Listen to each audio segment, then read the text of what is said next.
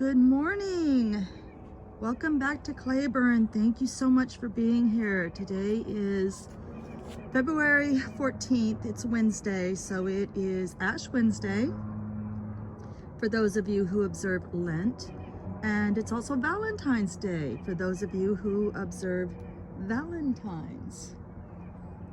This is our bedroom, our new addition, and we're just starting to put down the floor. I'm gonna go over here and have some coffee and a morning smoke and talk to y'all about the interesting aspects of laying down this vinyl plank flooring.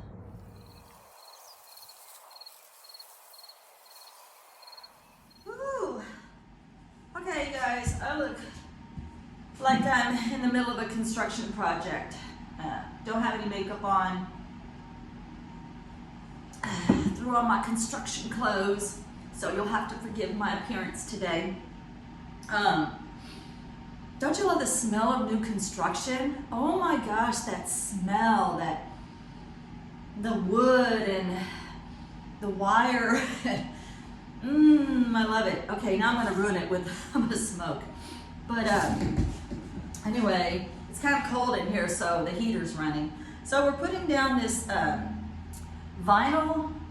waterproof vinyl plank. We picked it up from Lowe's. This room is 12 by 10 by 12. So it's not all that big, and it took 6 boxes. Or in America, I think that was like $450, something like that. I'm not sure if that's tax included. I'm pretty sure that's tax included. So still for under $500, we can put in this waterproof vinyl plank flooring. Now ours sits on wood, so we didn't have to put down any kind of substrate or whatever it's called. Sometimes you have to put down something like a barrier. So we didn't. If it was sitting on cement, you'd have to put down a barrier and tape that into place. Ours is just sitting flat on the wood, and the backs of the panels, let me show you. They already have this. Let me see if I can show you the texture, like that. Okay, and then my job so far has been to be the spacer girl. So I go down and put down the spacers, and the spacers are, let me show you. Spacers are these little guys, and you can either use the fat side or the thin side. Now, we are really pressed for time. We have to get this flooring done, and we have to get this bedroom done. As most of you who are familiar with my channel know, like this room is for my husband's recovery, right? For his transplant that's coming up.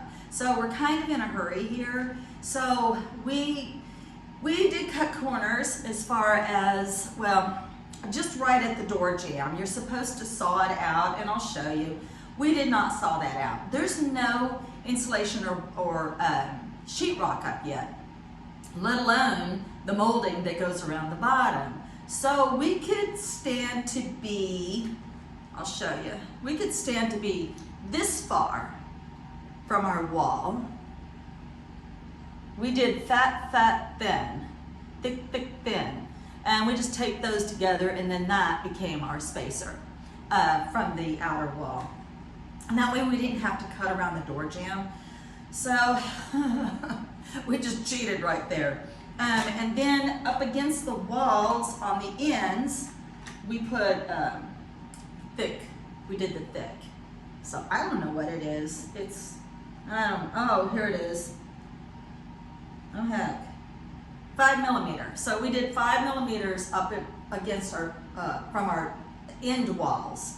And then we did 10 and 2, so we did 12 millimeters from the front wall. So, okay, what the spacers are for is, and I tape mine to the walls. I'll show you in just a minute. So that lets you use your rubber mallet, this guy, and then you need a piece of wood or something, and then you tap your planks together because they just kind of fold and snap. They don't really snap together, but they fit together pretty tight. And you can't go clear up against your wall because as you're working and as the wood acclimates to your room, it tends to expand. So if you were to go tight up against the wall, you get a bowing effect eventually. So that's why you leave that space. Not like I'm an expert or anything. I mean, I've only worked on this for about 2 hours, but you learn kind of quick. It's very simple. Well, I say it's simple. When you read the instructions, like your instruction sheet is this long, and you're like, oh my goodness. But when you really get into it, it's not that big a deal. Okay, so, oh, what color did I choose? I chose, it's 12 mil high performance from Lowe's. Style Selections is, I think, the brand. And the color was English Grove Oak. Okay, because we got 6 boxes, another thing you want to bear in mind is that you want to open up all your boxes. And you don't want to just start with your planks from one box. You kind of want to mix it all up because there's, you know, variations from box to box. And that way it doesn't look like you did one box and then slight variations and did the next box and then slight variation, you know what I mean? So like you just mix I'll turn you around and show you. I mixed my planks together and laid them out on the opposite wall from where we're working. So what was my job for doing this floor? So my job is, I'm the spacer girl, so I tape the spacers to the wall. I'm also the shop vac girl. So as we're going in and out through the yard debris, I vacuum so we don't get any dirt under these. And then I chose the next plank. So like I could stand back and look at what he's done so far, and then I'd be like, okay, we need a dark plank there, a light plank there. And now I'm gonna turn you around and show you just kind of what we've done. All right, so what I was talking about with the door jamb. So normally with this plank, you would get out your carbide blade and you would saw this part away so that you don't have this huge gap here. Like I said, we did, I think, 12 millimeter gap. But we're really pressed for time, and it is February, and we didn't drive. I could give you 100 excuses why we didn't do it.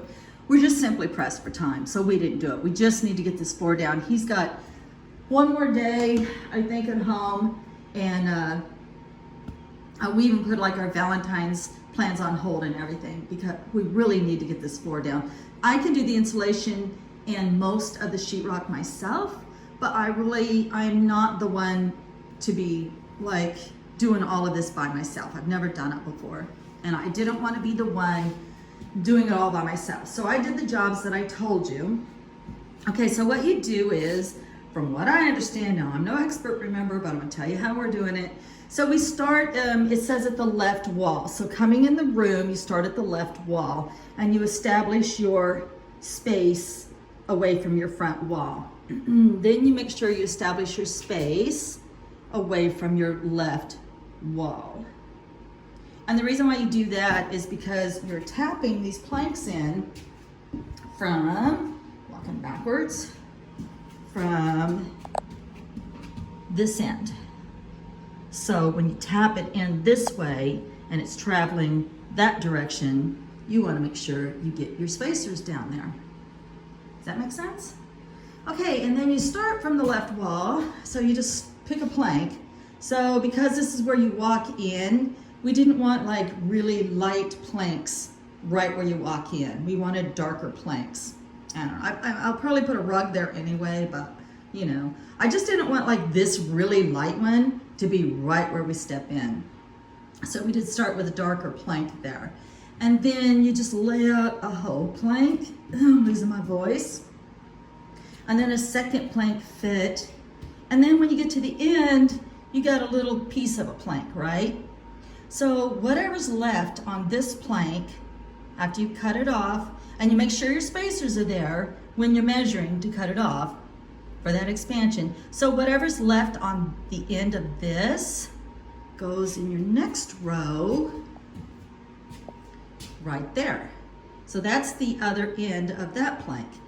And then you just start with a whole nother plank. See, and do the same thing again.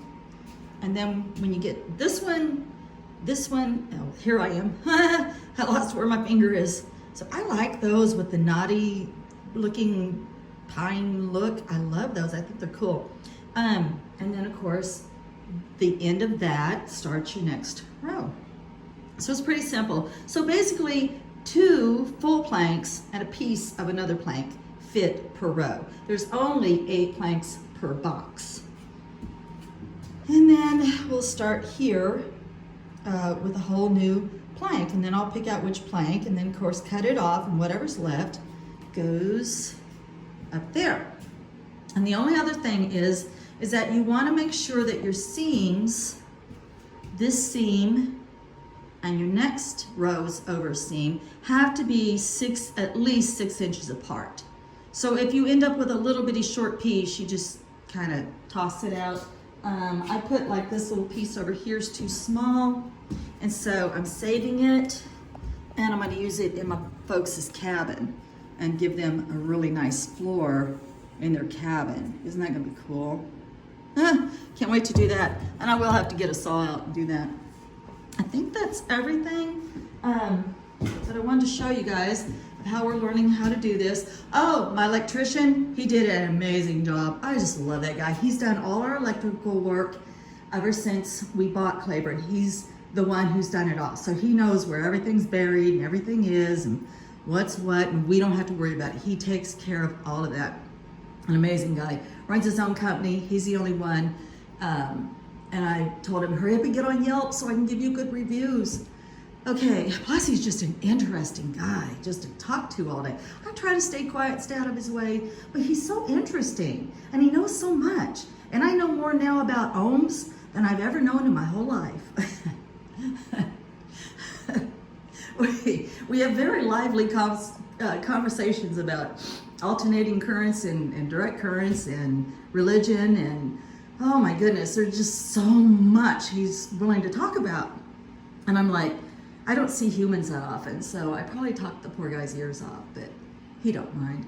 Okay, so what he did was he fixed me up a really cool switch right inside the door that works my light, and since this will be our new doorway that goes into the cabin, he put me another light switch over here that also controls the same light.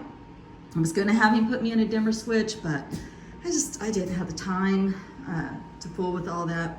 So, okay, so, oh, my light fixture. Try not to blind you. But, okay, so here's another thing I didn't think about, y'all. So, like you can see the slant on my ceiling.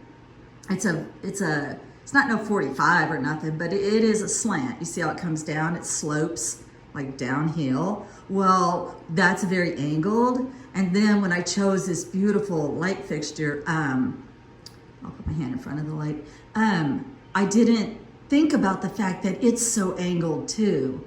And so I could see, like, you see what I mean? See how the left is farther from the ceiling than the right? Okay, I didn't think about that. But I'll get used to it. It's only something I notice, and probably, like, I don't know, people would notice it if I pointed out. But I love that light fixture because it looks like a milk crate to me. And he suggested those beautiful clear industrial bulbs so you could see right through the bulb. And I think that's everything. I'm the trash picker-upper, and I'm the vacuum person, and all of that is my job. And I also pick out the next plank. So that's my job. All right, well, this video is getting really, really long, so I'm gonna end it here and come back and show you guys the final floor when we're all done. All right, time for the reveal. So here's our new floor. I think at one point I might have said that I might have called it a wood floor. It is not a wood floor, it is a vinyl floor. And I almost made it sound like my husband was like gonna have his surgery like in a day or two. No, he's still working, so he has to go back to work in a day or two. So we don't have a scheduled date yet for that. Okay, so there's the floor. I would say that the hardest part was the last one, because the last row, because you have to not only cut it like to fit this way, you have to cut the width all the way down it to fit that way. And then the last row, you use a pry bar to get it to slide into place.